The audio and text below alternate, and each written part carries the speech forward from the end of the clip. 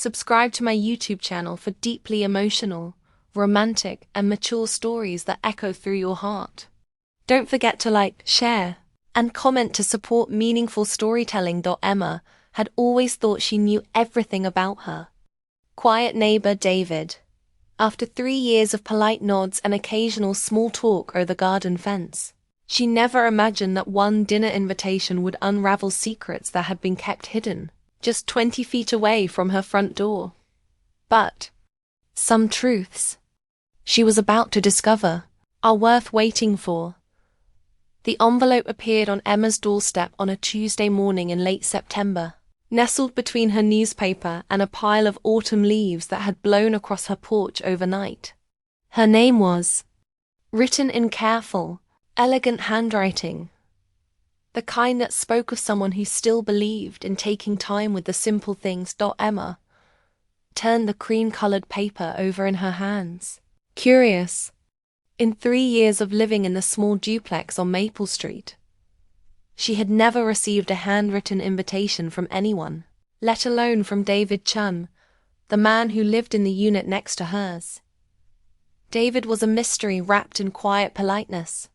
She knew he worked from home, something involving graphic design, she thought, because she often heard the soft clicking of his keyboard through the thin walls in the evenings.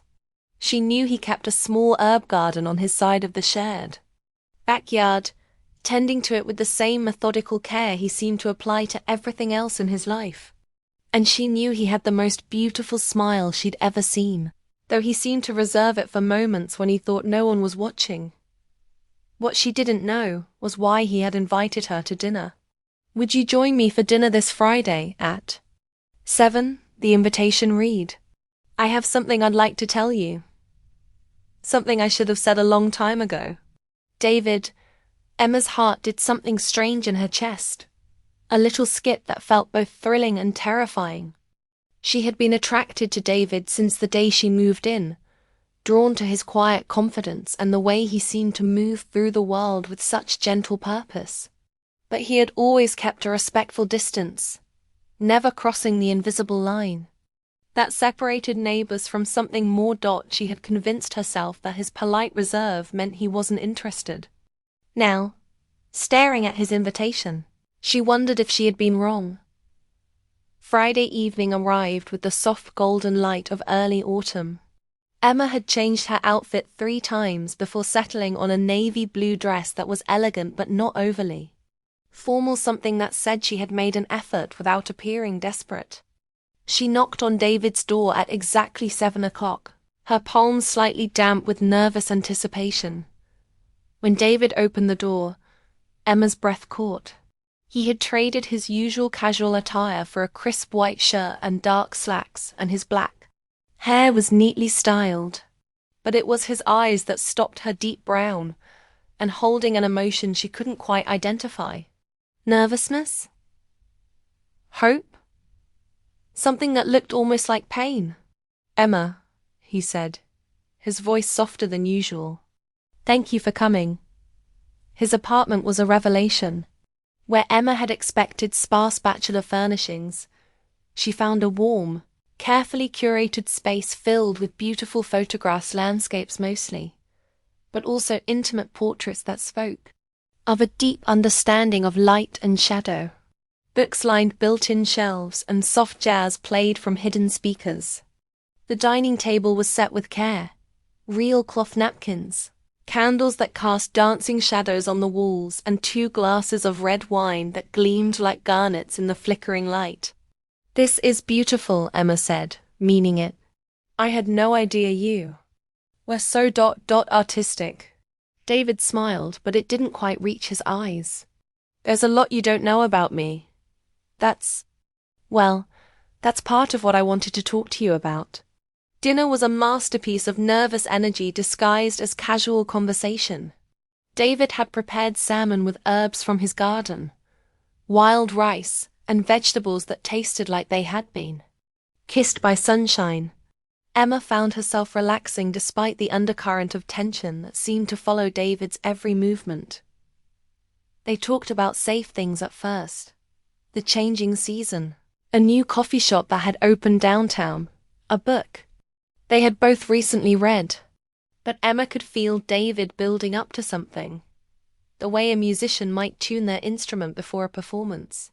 His hands moved restlessly, adjusting his napkin, turning his wine glass in slow circles. "David," Emma said finally, setting down her fork, "your invitation mentioned you had something to tell me. Something you should have said a long time ago." David's eyes met hers across the table, and Emma saw him take a deep breath, as if steeling himself for what came next. "I've been in love with you for 2 years," he said quietly. "Since the morning I saw you dancing in your kitchen while you made coffee. You were wearing that yellow sundress, and you were completely lost in the music, and I realized I had never seen anything more beautiful in my life." Emma's world tilted. "You ... what?" "I know it sounds crazy," David continued, his words coming faster now, as if he was afraid that if he stopped, he would lose his courage. "I know we're just neighbors, and I know I have no right to feel this way about you. But I couldn't keep it to myself anymore. I've watched you for 2 years, Emma. I've learned your routines, your habits. I know you drink your coffee black on weekdays but add cream on weekends. I know you water your plants every Tuesday and Thursday. I know you cry during romantic movies because I can hear you through the walls sometimes. And it makes me want to hold you and tell you that everything will be okay." David ... Emma's voice was barely a whisper. "I know you dated that guy Marcus for 6 months last year," David continued, his eyes never leaving hers. "I know he broke your heart because I heard you talking to your sister on the phone that night he ended things. I sat in my living room listening to you cry, and I wanted to march over there and tell you that he was an idiot, that any man who would let you go wasn't worth your tears." Emma felt heat rise in her cheeks. "You've been listening to my private conversations?" "Not intentionally," David said quickly. "The walls are thin, and I care about you. More than I should. More than is probably healthy for a neighbor to care." "Why didn't you say anything?" Emma asked, her voice trembling slightly. 2 years, David. 2 years of polite small talk and casual waves. "Why now?" David stood up from the table, walking to the window that overlooked their shared backyard. His shoulders were tense, and Emma could see the rapid rise and fall of his breathing. "Because I was scared," he said without turning around. "Because I thought if I told you how I felt, you would think I was some kind of stalker. Because I convinced myself that watching you from afar was better than risking the chance that you might look at me with fear or disgust." He turned back to face her, and Emma saw tears in his eyes. "But I can't do it anymore, Emma. I can't pretend that I don't love the way you hum when you're happy, or that I don't know you prefer to read on your back porch when it rains. I can't pretend that I don't dream about what it would be like to hold your hand, or kiss you, or wake up next to you." Emma's heart was pounding so hard she was sure David could hear it. "You said you saw me dancing in my kitchen. When was that?" "July 15th, 2 years ago. A Thursday morning around 8:30. You were making coffee and listening to that Billie Holiday song, the one about summertime. You were wearing a yellow sundress with tiny white flowers, and your hair was up in a messy bun. You looked so happy, so free. I was getting ready for work, and I glanced out my window, and there you were, spinning around your kitchen like you didn't have a care in the world." Emma's hand flew to her mouth. She remembered that morning perfectly. It had been the day she got the promotion at work. The day she felt like her life was finally falling into place. She had been so happy she couldn't contain it. "I remember that day," she whispered. "I stood at my window for 10 minutes watching you," David continued. "I was already running late for a client meeting, but I couldn't look away. And when you stopped dancing and looked out your window, I thought you saw me.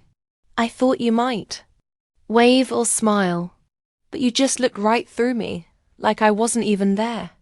I didn't see you, Emma said, her voice breaking slightly. I was so lost in my own happiness that I didn't see you at all.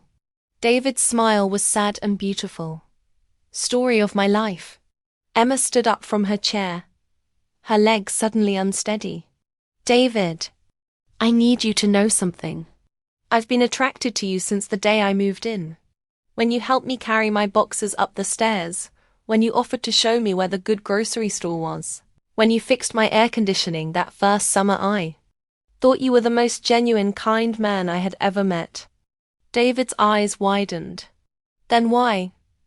Because you never gave me any sign that you were interested, Emma interrupted. You were always polite, always friendly, but never anything more. I thought maybe you were just being a good neighbor. I thought maybe you had a girlfriend I didn't know about. Or maybe you just weren't interested in dating someone who lived so close. I was terrified, David admitted. Terrified that if I made a move and you weren't interested, I would lose even the small interactions we had. I preferred loving you from a distance to not having you in my life at all. They stood facing each other across the small dining room, the weight of 2 years of unspoken feelings hanging between them, like a bridge neither had been brave enough to cross. What happens now? Emma asked softly. David took a step toward her, his eyes searching. Her face. I don't know. I just know that I couldn't go another day without telling you how I feel. I couldn't keep pretending that I don't love you. Love? Emma's voice was barely audible. Love, David confirmed. Deep, consuming, life-altering love. The kind that makes you stupid and brave and terrified all at the same time. Emma felt tears spill over her cheeks. I don't know what to say. Say you'll give us a chance, David said, taking another step closer. Say you'll let me take you on a real date, somewhere that isn't separated by a shared wall. Say you'll let me show you how I feel instead of just telling you.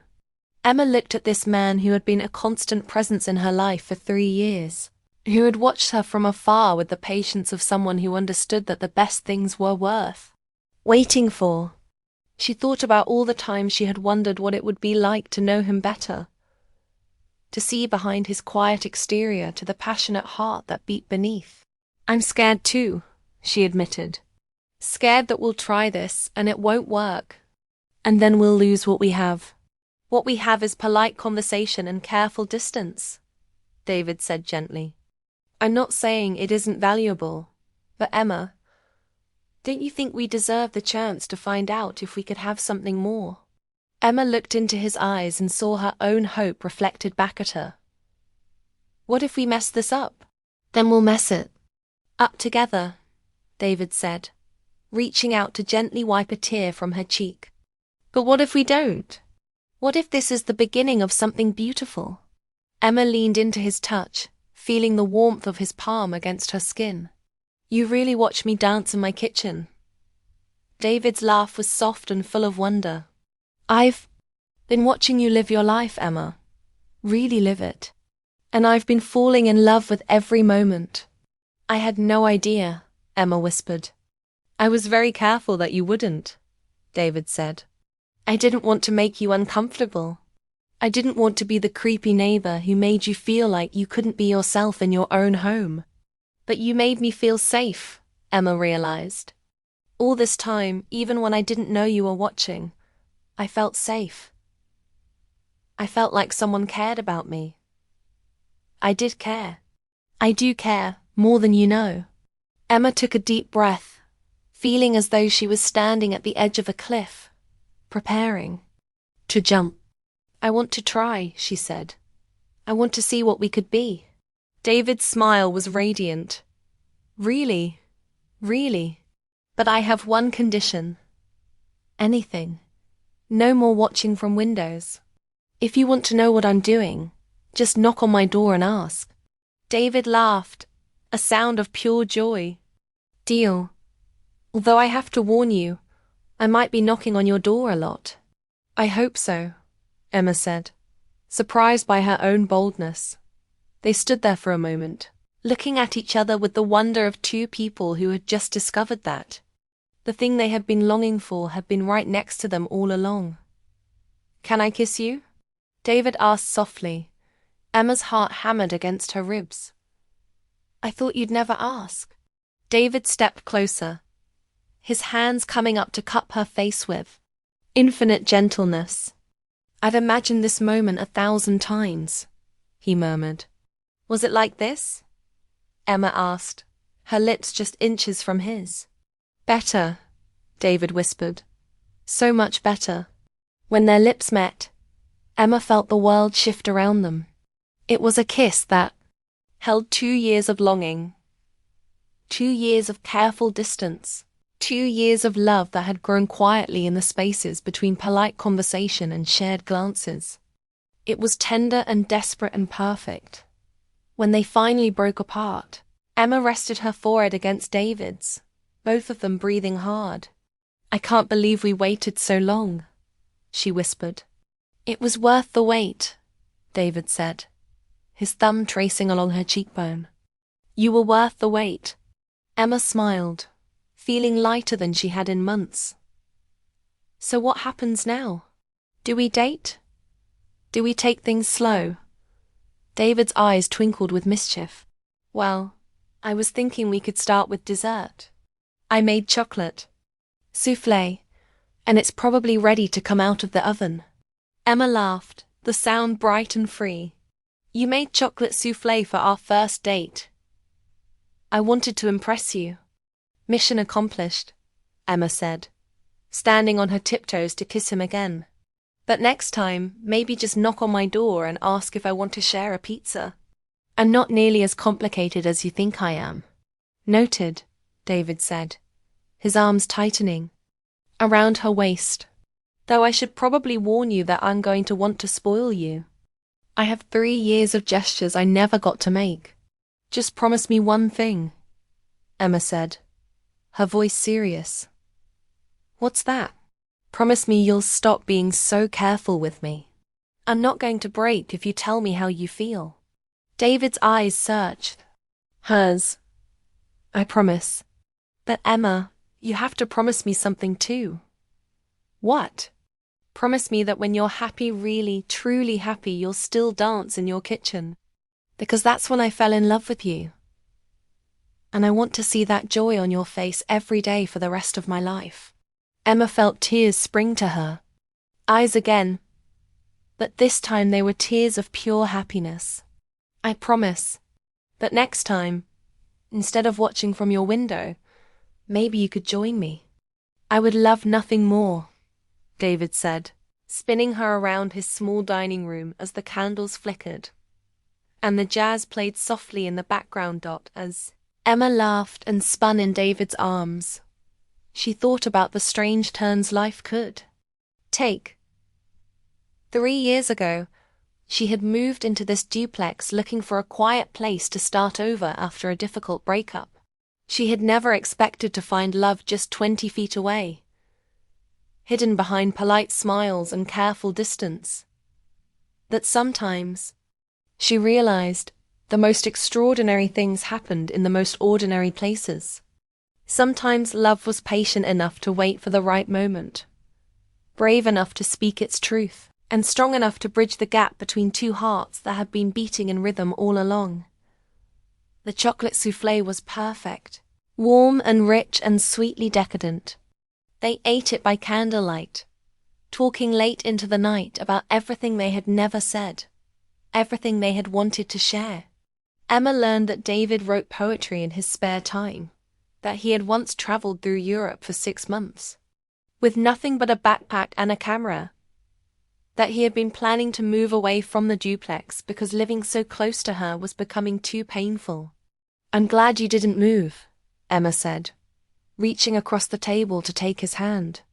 "I'm glad I found the courage to invite you to dinner," David replied, intertwining their fingers as the evening wound down and the candles burned low. Emma realized that she didn't want the night to end. She didn't want to go back to her side of the duplex, back to the careful distance they had maintained for so long. I should probably go, she said reluctantly, not making any move to stand up. You should, David agreed, making no move to release her hand. They sat there for another hour, reluctant to break the spell of their first evening together. When Emma finally did stand to leave, David walked her to the door, his hand resting lightly on the small of her back. Thank you, he said softly, for coming tonight, for listening, for giving us a chance. Thank you for being brave enough to tell me, Emma replied, for waiting, for loving me even when I didn't know. David leaned down to kiss her goodnight, a soft, sweet kiss that tasted like chocolate and promises. I'll see you tomorrow, he asked. I'll probably see you before that, Emma said with a smile. After all, we're neighbors. The best neighbors, David agreed. Emma walked the 20 feet to her own front door, her heart full of joy and possibility. As she unlocked her door and stepped inside, she heard David's door close softly behind her. For the first time in 3 years, the thin wall between their apartments didn't feel like a barrier. It felt like a bridge, connecting two hearts that had finally found their way to each other. Emma changed into her pajamas and brushed her teeth, her mind replaying every moment of the evening. As she settled into bed, she heard the soft sound of David moving around his own bedroom, and instead of feeling like an intrusion, it felt like a comfort. She was drifting off to sleep when she heard a gentle knock on the wall that separated their bedrooms. She smiled in the darkness and knocked back, a soft rhythm that said goodnight and sweet dreams, and I'm here. David knocked back, and Emma felt her heart swell with happiness. Tomorrow would bring new conversations, new discoveries, new moments of falling in love. But tonight she fell asleep to the sound of her neighbor, her David, humming softly through the wall, a melody that sounded like contentment and joy. The next morning, Emma woke to the smell of coffee and the sound of gentle knocking on her front door. She opened it to find David standing there with 2 steaming mugs and a smile that could have powered the entire neighborhood. Good morning, beautiful, he said, offering her a cup. I thought you might like some coffee, and I wanted to ask you something. What's that? Emma asked, accepting the mug gratefully. Would you like to have breakfast with me? On my back porch? I have eggs and fresh herbs from the garden. Emma looked at this man who had loved her patiently from a distance, who had waited 2 years to tell her how he felt, who was now standing at her door with coffee and an invitation to start their day together. I would love to, she said. But first, I have something to show you. She set down her coffee mug and walked to her kitchen, David following curiously behind her. Emma turned on her small radio, finding a station that was playing soft jazz. And then she began to dance. It wasn't the same uninhibited joy she had felt that morning 2 years ago, but it was something new, a dance that was meant to be shared, a moment of happiness that was twice as bright because David was there to see it. Dance with me? She asked, holding out her hand. David set down his coffee mug and took her hand, pulling her close. They swayed together in Emma's small kitchen, the morning light streaming through the windows, the music soft and sweet around them. I love you, David murmured against her ear. I love you too, Emma whispered back, the words feeling both brand, new and like something she had been waiting her whole life to say. They danced until the song ended, and then they danced to the next one, and the one after that. Because sometimes, Emma thought, the most beautiful love stories began with a simple invitation to share a moment, a meal, a dance. And sometimes, if you were very lucky, your soulmate was waiting just 20 feet away, ready to love you with the patience of someone who understood that the best things in life were always worth waiting for. The end came not with grand gestures or dramatic decorations, but with the quiet certainty that they had found something rare and precious. as they sat on David's back porch sharing scrambled eggs and fresh herbs, planning their first official date and talking about everything and nothing.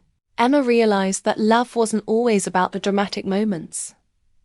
Sometimes love was about the man who learned your coffee preferences from a distance, who respected your space while hoping for an invitation to share it, who waited 2 years to tell you how he felt because he wanted to make sure the timing was right.